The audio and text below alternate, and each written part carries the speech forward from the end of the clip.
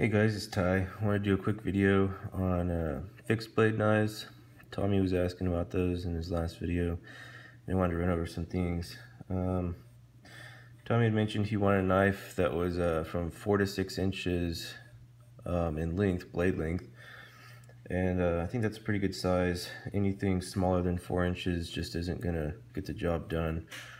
Anything larger than 6 inches is going to be heavy and just unwieldy. You really don't need that unless you're using it as a fighting knife or for jobs like chopping wood or chopping tree branches, which is a job for a machete or a hatchet, really, in my opinion. So 4 to 6 inches is, I think, a good starting point for blade length. In the state of Texas, the longest blade that you can carry legally is a 5.5 inch blade. So I would narrow it down a little bit more and say, let's look for a fixed blade knife with a blade length of between 4 and 5.5 inches. That way you can legally carry it at all times. And while most LEOs are pretty ignorant of that law and probably won't give a shit if you're carrying a 6-inch knife or a 6.5 inch knife, it's just, I guess, better to play it safe. So I'd say 4 to 5.5 inches. The next thing that I would look at if I'm going to buy a fixed blade knife is the steel. By far, the actual steel it's made out of is the most important part of choosing a knife, in my opinion. And while there's some really awesome tool steels and high carbon steels out there that retain an awesome edge and are, very strong steels, unfortunately, all of those are corrosive. They rust really fast, and I do see a lot of survivalists that will play up using D2 tool steel or one of those high carbon steels. 1095 comes to mind, because it's so strong and it holds an awesome edge and blah blah blah. Yes, but I mean, I've seen it myself with some of the knives I've owned. Those things get even a little bit wet, even if they're oiled. Still, I mean, it can just get a little bit damp, and an hour later it's already rusting, and I mean rusting pretty bad. And you really don't want rust getting in your food. I don't know, it's something that I don't even want to worry about. I want to be able to hike in the rain. I want to be able to ford a river and not even worry about my knife rusting at all. No matter how well you keep it oiled and all that, it's, why worry about it? So I would say stick to a truly stainless steel. There's a million steels out there, but the 4 I would really go after, and this is after quite a bit of research that I've done on my own, and I actually used to make knives a while back.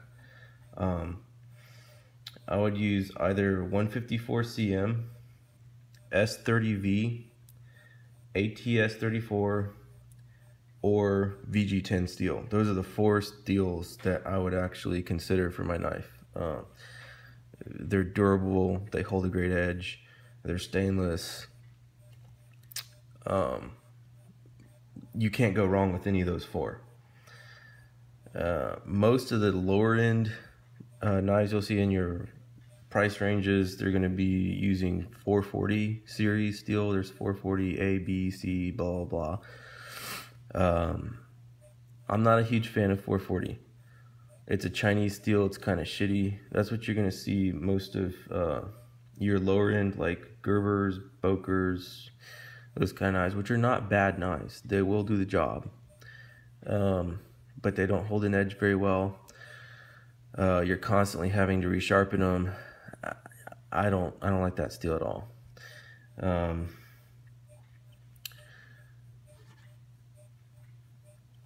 SOG uses AUS 8 steel, which is a Japanese steel. If you're gonna try to go with a cheap knife, and by cheap I mean like $50 to $60 range. I would try to get something with an AUS 8 blade. AUS 8 is quite a bit stronger, I would say, than 440C. It does corrode a little bit more easily. It's not a truly stainless steel. If you leave it out in the rain, you'll see little spots form all over it. It won't bubble up and start flaking like some of the other steels, so it doesn't truly rust, but you'll still have to like wipe it off. So just something to keep in mind. SOG usually coats their blades with a coating, but still you'll have to clean your edge if it starts to get a little bit off color rust. So there again, if you're gonna spend $50, $60, $70 on a knife, why not spend $100 and get something that you're truly gonna be happy with that'll last you like an entire lifetime. And that's what I'm gonna kind of gear this video towards, knives that are right around the $100 range. I think that's the perfect sweet spot in knives. There are knives, I was looking at knives earlier today that were anywhere from $150 all the way up to like $350.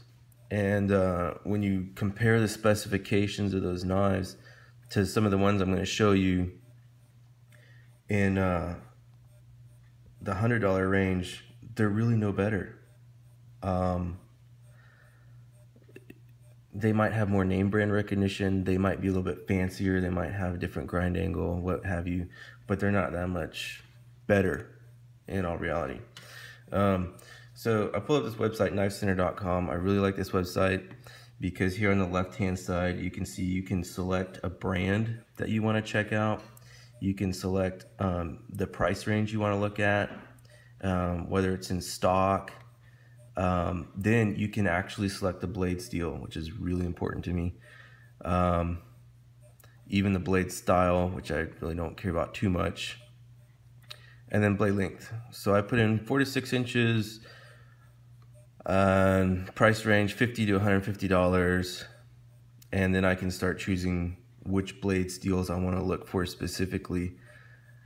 As far as like grind angles and all that kind of stuff, I mean, I could talk about that for hours, but basically for your general purpose / survival knife, probably going to want either a spear point or a drop point knife.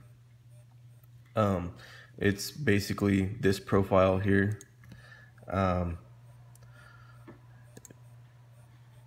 Tantos are great for fighting, but they're not so great for doing like camp tasks and just general purpose stuff.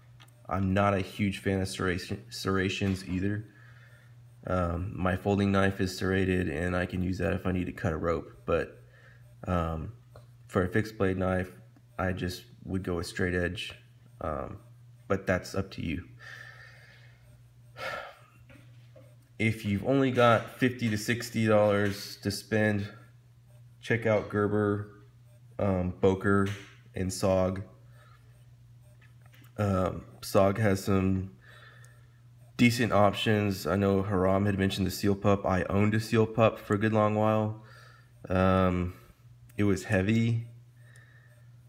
It didn't hold an edge as well as I would like, but it was very hardy. It put up to a lot of abuse, so there's that. But let's see. In the SOG knives, there was one that I saw.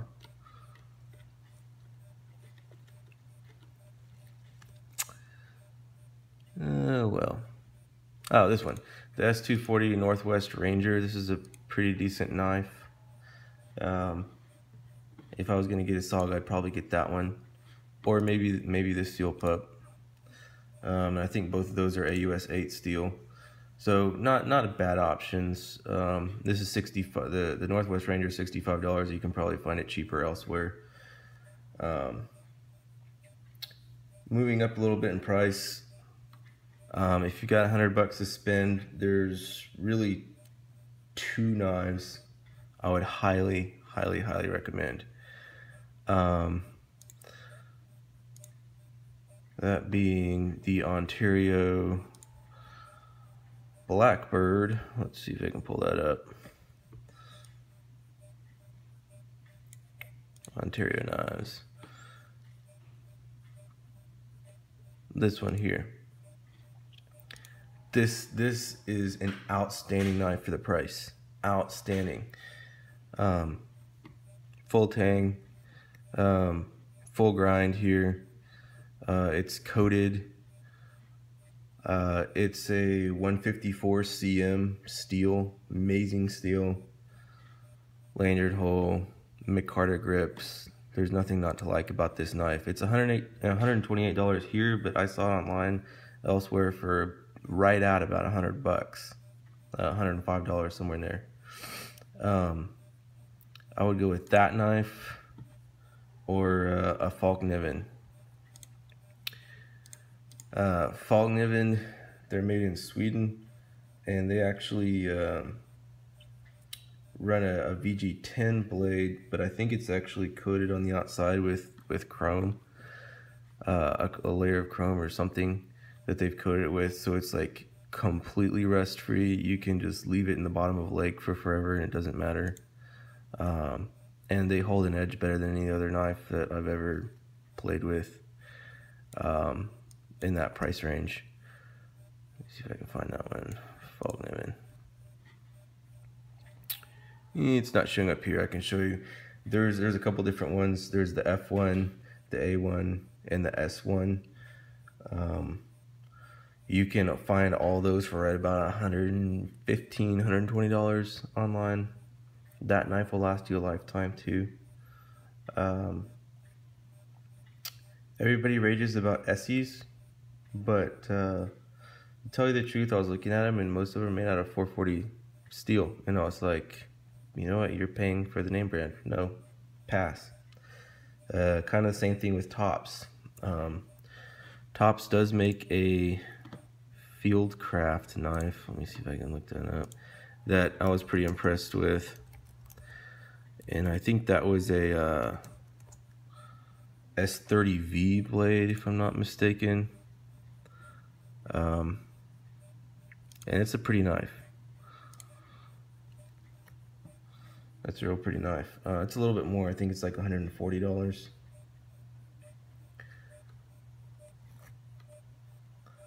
Let's see if I can refocus the video here. There we go. That's a pretty knife. I like that one. But really, it's no better than the Fallkniven or the Ontario Blackbird.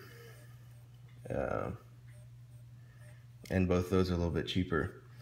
Zero Tolerance makes some great knives, but they're a lot more money. You're paying for the name brand there.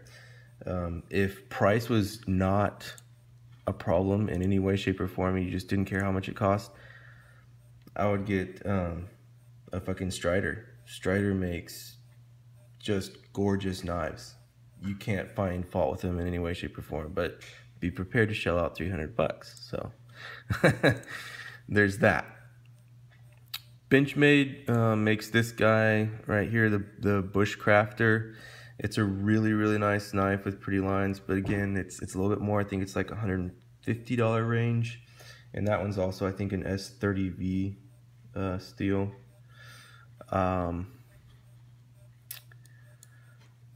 me pull up the Fallkniven for you. Let's go with the F1 for right now.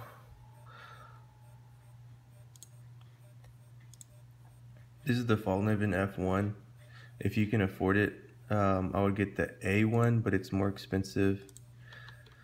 The S1 is pretty inexpensive too. It's right around the $100 range. And actually that one comes with a black blade.